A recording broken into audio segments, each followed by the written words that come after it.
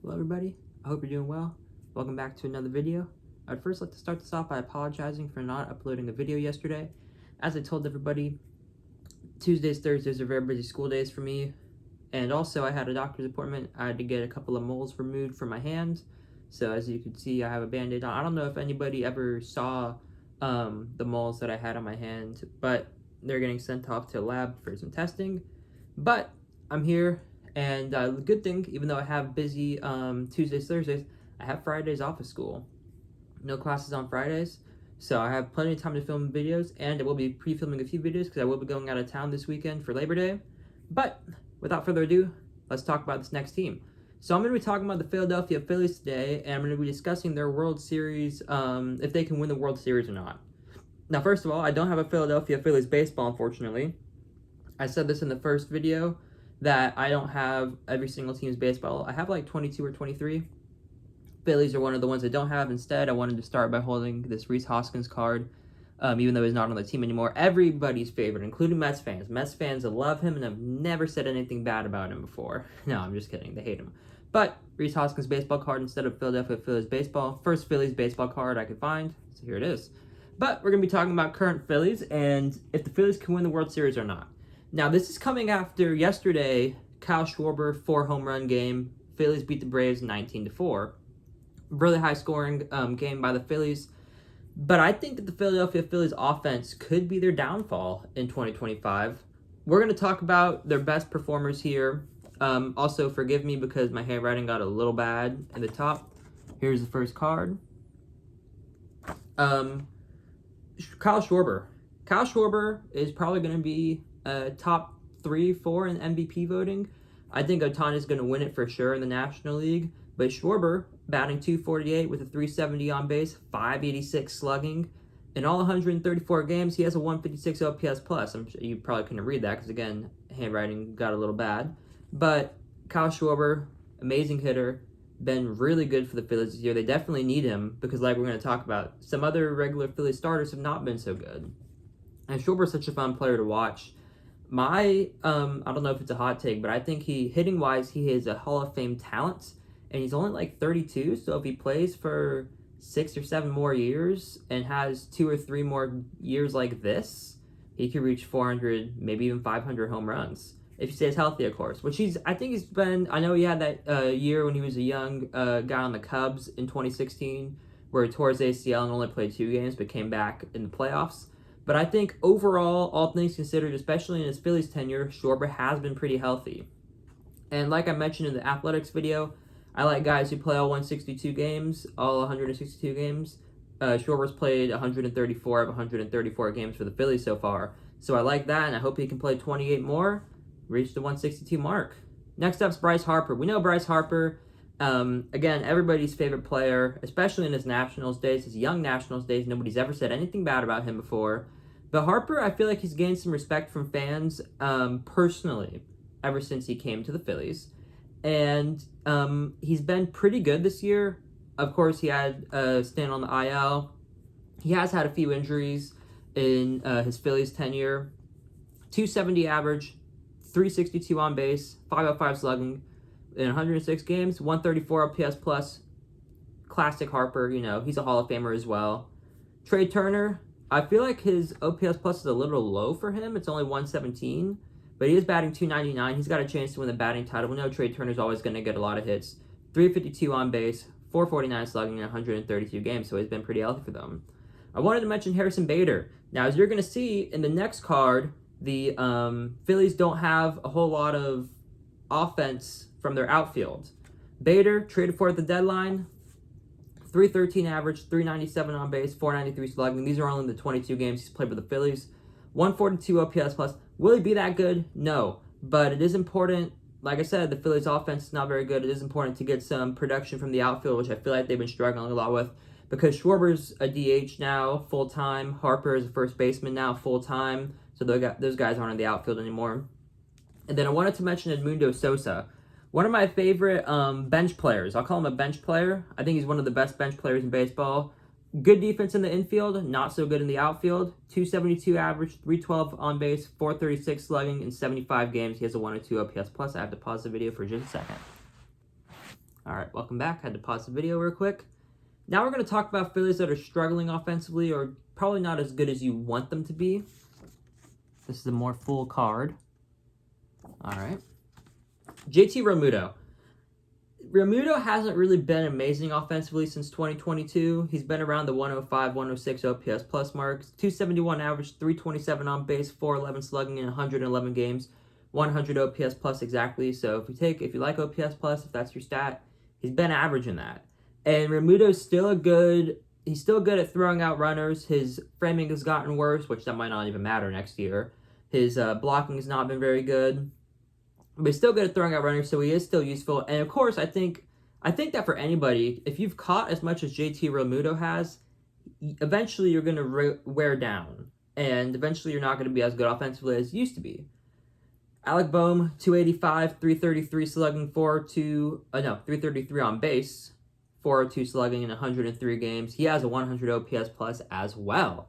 100 OPS plus feels a little low for Boehm. I think he's usually above 110, around 115 or so. That definitely feels low. Brandon Marsh, 262 average, 324 on base, 397 slugging. Not a bit of a disappointing year for Marsh, who has been a pretty good hitter in a Phillies uniform. I looked and I was surprised that in his Phillies tenure, he's been regularly above 110 OPS plus or so. 110 games for Marsh. Castellanos, this is a big one. Castellanos still under contract after next year, has not been good in the field, and offensively, I think you have to be disappointed with Castellanos. I know most Phillies fans definitely are. 255 average, 294 on base, that's not very good. Anytime an on-base percentage begins with 2, that's not very good at all. 409 slugging in 127 games, he has 90 OPS plus. Bryson Stott, I know Phillies fans were all over this guy in 2023. I get it, he had a decent year. He hit a grand slam in the playoffs for the Phillies, but he just hasn't been very good this year at the plate. 243 average, 317 on base, 365 slugging in 121 games. He has an 86 OPS plus. As you could tell, I went from highest to lowest with these struggling or average to below average players. Max Kepler, Minnesota Twins legend, but in a Phillies uniform, he has not been good. 216 average, 300 on base, 382 slugging. All of those numbers are way too low to be playing consistently in August, September, or October. 109 games, 85 OPS plus. So these are the guys who haven't really been as good as you'd like for the Phillies. I think with Realmuto, you kind of understand it. He's a 32, 33-year-old catcher. He's been catching for about 10 years now. All that wear and tear on your body. I think catching is one of the hardest positions, not just mentally. You have to remember all the signs. You have to remember how good your pitchers are. You also have to hit. I think it's physically very hard because balls get fouled off you. Sometimes swings hit you. You have to crouch for 3 hours. It's just a very tough position to play. And I don't think that many people hold the 100 OPS plus or his mediocre offensive play over Realmuto's head. I'm sure that Phillies fans would like to have Realmuto resign. But Boehm, you definitely want to see more out of him. Marsh, you definitely want to see more out of him. Castellanos has been bad on both sides of the plate this year. Stott, 86 OPS plus is just way too low. And then, like I said, Kepler. It's hard for me to see Kepler with how his performance has been this year. It's hard for me to see him playing consistently in the playoffs, especially if Bader continues to play well.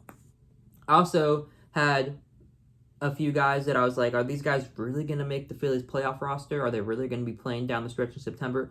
Weston Wilson, Rafael Marchand. I know he had a good game against the Mets the other day where he had, or maybe it was the Mets. He had a game where he had a base-loaded walk and a 2 RBI double for 3 RBIs, which is pretty good for him. But again, overall, he hasn't been good. Johan Rojas and Otto Kemp are currently in the minors. Are those guys going to make the roster, the playoff roster also? I have a hard time seeing a lot of these guys, Kepler, Wilson, Marchand, Rojas, Kemp. I have a hard time seeing a lot of these guys on the playoff roster. But Phillies, the reason why they've been winning so many games, first of all, besides last series, the Mets have really been struggling. The Mets coming off a sweep against the Phillies, but they have been struggling, and that's helped the Phillies get a decent lead in the division. But their pitching, especially their starters, have been a big reason why the Phillies have won some games this year. And here's the the card for their rotation. Zach Wheeler, 2.71 ERA, 142 and 2/3 innings, and he is, number one guy. I would say that if it wasn't for Paul Skeens, he probably would be the Cy Young in the National League, but he's out for the season. He had a blood clot in his shoulder, and hopefully he can recover from that quickly, because Wheeler is one of my favorite pitchers. I think he's been one of the best pitchers of the 2020s. And he said he's going to retire after his contract's up, and that's up in 2027. So if he's out for part of 2026 and there's a lockout in 2027, we could see Wheeler's career could be over pretty soon if he is true to retiring after his contract is up. And, that's a shame. I think he deserved maybe some Cy Young consideration, or maybe a Cy Young in the 2020s, although there were some good pitchers. I don't know who I'd have over him right now off the top of my head. But it would be a shame to see him retire without one. And I understand it, he wants to spend time with his family. Not everybody wants to be like Justin Verlander and pitch until they're 42 years old. I get that. But it'd just be a shame, baseball-wise, if he has a blood clot, Phillies can't win the World Series this year because they're missing him, and, he misses part of 2026, and then there's a lockout in 2027, which I hope doesn't happen. Again, the lockout seems to keep coming up. I promise I'm not trying to, but the whole point is that Wheeler's career could be over pretty soon if he is staying true to that retirement plan. Christopher Sanchez and Ranger Suarez, these are two guys that without Wheeler, they're going to have to rely on. Christopher Sanchez, 2.66 ERA, 162 and a third innings pitched. Sorry, I said that really weird. 162. I meant 162 and a third innings pitched. Ranger Suarez, 3.07 ERA, 126 innings pitched. Dang, I did it again. Jesus Luzardo has had really high highs and really low lows this year. I think that's the best way to describe Luzardo. 4.23 ERA, 149 innings. Hey, I did it right. Taijuan Walker, awful last year. Really, really bad.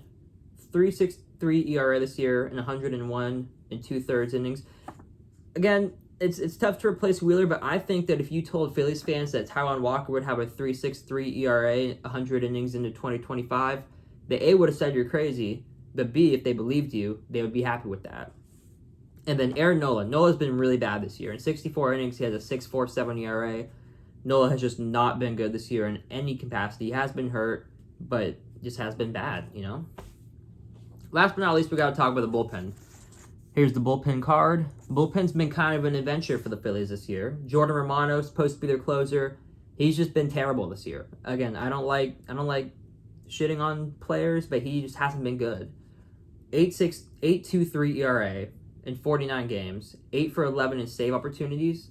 He's on the IL right now. They placed him on the IL. I just don't see how, unless you have him as a guy to pitch in blowouts when you're ahead by a lot or the other team's ahead by a lot, I don't see how Romano can pitch in September, and especially in the postseason.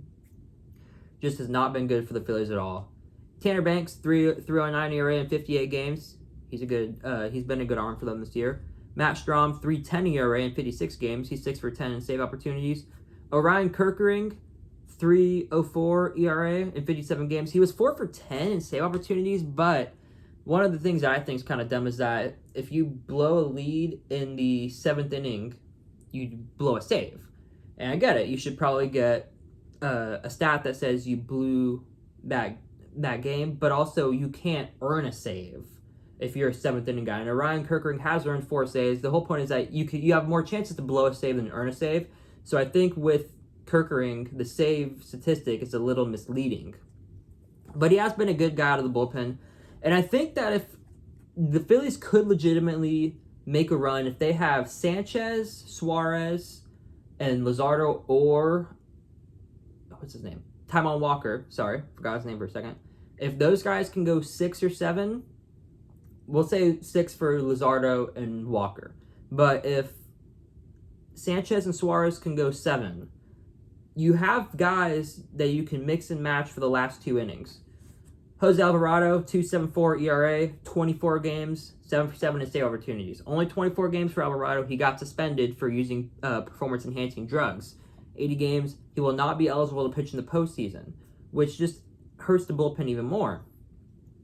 But what could have been a blessing in disguise in this whole situation with Alvarado they got Yohan Duran. That might have pushed. I'm not in the Phillies organization, but maybe that pushed them more to get a closer. Yohan Duran's been pretty good for the Phillies. He had a blow up against the Mets, gave up 4 hits, and the walk off on Wednesday, I believe that was. 2.35 ERA in 10 games for Duran. He's 7 for 8 in save opportunities. Duran's definitely a guy you want in the bullpen. If your starters can go 6, you can mix and match Banks, Strom, and Kerkering in the last two innings, 7th and 8th inning, and then have Duran pitch the 9th if the game's close. Just because Wheeler's out and Romano is not doing good and Alvarado's not going to be able to pitch in the postseason, that does not mean it's automatically over for the Phillies pitching-wise. My worry with them is more of the offense. We know Schwarber's good. We know Turner's good. We know Harper's good. Bader's been decent. Sosa's good off the bench, but overall, statistically, he only has a 102 OPS plus. He doesn't hit for very much power, it feels like. And you need more from Bohm, you need more from Castellanos, Marsh, and Stott. Those are the 4 guys that need to start performing for the Phillies. They have a lot of holes in their offense, and I feel like we saw it most when they came to Houston and faced the Astros in June. They got shut down by Hunter Brown and Colton Gordon and Framber. Not in that order, but that's who they were shut down by. Framber Valdez. Colton Gordon is not a very good Major League pitcher. At least he hasn't looked like it. I actually went to a game in AAA in Sugar Land, and he gave up 8 runs in an inning. Now, the Space Cowboys did come back and win, but it wasn't a very good sight for Gordon. This is a little bit of a tangent, but it was not a good sign for that guy to be throwing 5 shutout innings. It is baseball. It is a game. It happens. I mean, if I had a nickel for every time the Astros got shut down by a bad pitcher, I'd be rich. But it kind of showed that the Phillies have holes in their offense, especially Schwarber wasn't doing much that series, especially if Schwarber isn't doing much, which I think he will. I think he'll break out Harper, Turner, but those are still 3 guys in a 9-man lineup that you can rely on for offense. Can you rely on Castellanos in 2025? I don't think so. Can you rely on Bohm? Maybe. Can you rely on Marsh? I mean, Marsh has been good, but he hasn't been as good as he was in the previous years. Can you rely on Stott? Maybe. Can you rely on Kepler? No. It's going to be up to the top 3. Schwarber, Harper, Turner are going to have some great series if the 5-6 guys on this card that I mentioned don't perform well. Now, do I want the Phillies to succeed? I'm one of the people who do. I know that people don't like Philadelphia sports fandom. I get it. They're loud, they're rowdy, they're annoying. Their Eagles just won the Super Bowl. But there are a lot of Phillies I like. I like Christopher Sanchez. I like Zach Wheeler. I know he's not going to be pitching for the rest of the year. I like Sanchez. I like Wheeler. I like Duran. I like Schwarber and Harper and Trey Turner. I like those guys a lot. And, I mean, I do like Max Kepler. I've been kind of hard on him in this video, but I do like Max Kepler. I would love... I mean, they're not the number 1 team I want to win the World Series, but if the Phillies won the World Series, if they won it this year or if they won it last year or in 23, I would have not... Or in 22, I would not have been upset at all because they have players that I do like. And I would like to see Schwarber win another World Series. I would like for Harper to not retire without a ring. I'm a big Bryce Harper defender. And yeah, that's how it is. So hope everybody enjoyed this video. Again, I'll be pre-filming some videos. Hopefully I can upload them before I go to my grandma's house. That's where I'm going. I'm going out of town to my grandma's house. We're going to spend Labor Day weekend with her. She's 96, 97. Hope everybody enjoyed this video. There'll be another one coming out soon. Have a good day.